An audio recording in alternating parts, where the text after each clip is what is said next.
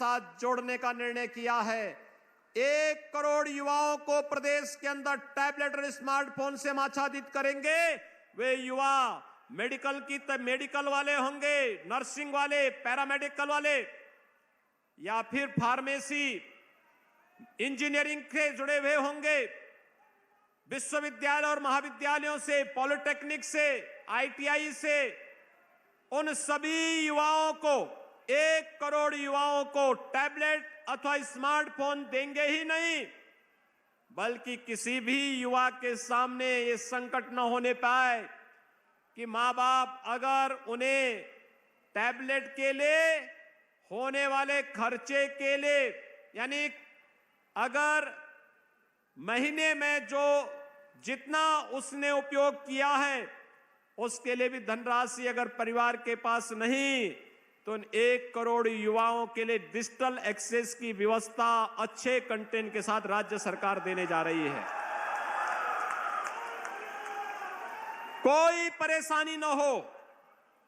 उत्तर प्रदेश का युवा भी वह केवल एक अब युवा ही नहीं दिखेगा, स्मार्ट युवा दिखेगा। और स्मार्ट युवा के लिए आज मैं सहारनपुर कमिश्नरी से जुड़े हुए इन सभी युवाओं को भी हृदय से बधाई देता हूं, इन्हें अपनी शुभकामनाएं देता हूं।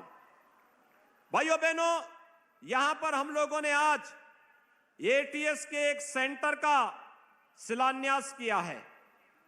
भाइयों बहनों, ये ATS का सेंटर आप सब जानते हैं, Uttar Pradesh anti terrorist squad, इसने बहुत अच्छे काम किए हैं।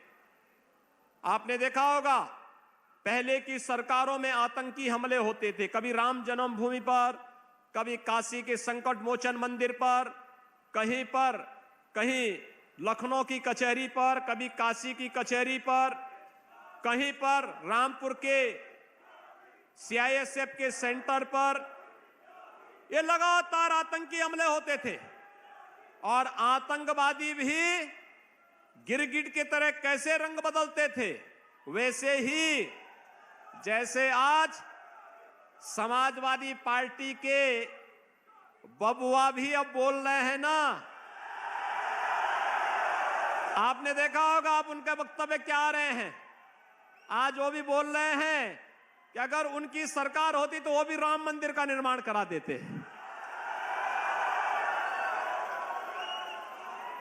अब उनको सपने भी बहुत आ रहे हैं, और सपने भी इस कदर आ रहे हैं कि सपने में आकर भगवान कृष्ण भी उनको अब कोस रहे हैं कि अबे नालायकों, जब सरकार मिली थी तब कोसी कला का दंगा करवा रहे थे, तब जवाहर बाग का दंगा करवा रहे थे, तब मुजफ्फरनगर का दंगा करवा रहे थे, और जब सत्ता मिली थी तब राम भक्तों पर भी गोलियां चला रहे थे।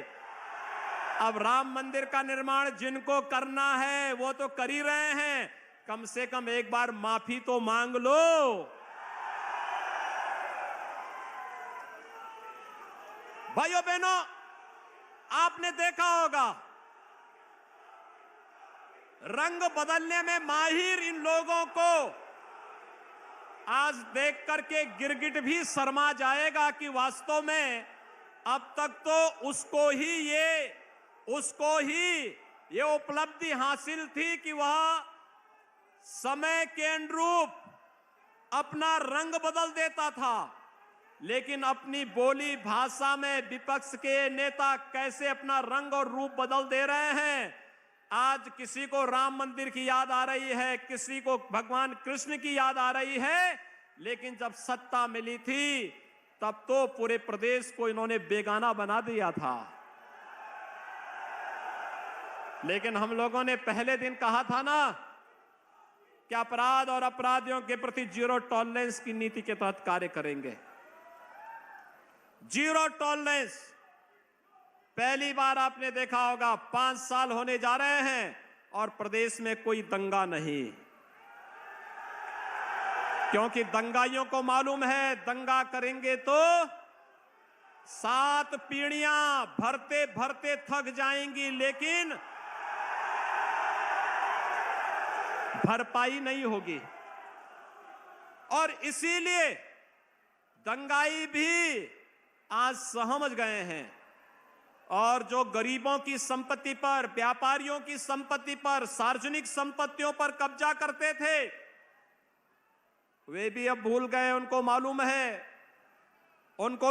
है अगर अब सार्वजनिक संपत्ति पर कब्जा करेंगे, अवैध खनन का कार्य करेंगे, अवैध वन कटान का कार्य करेंगे,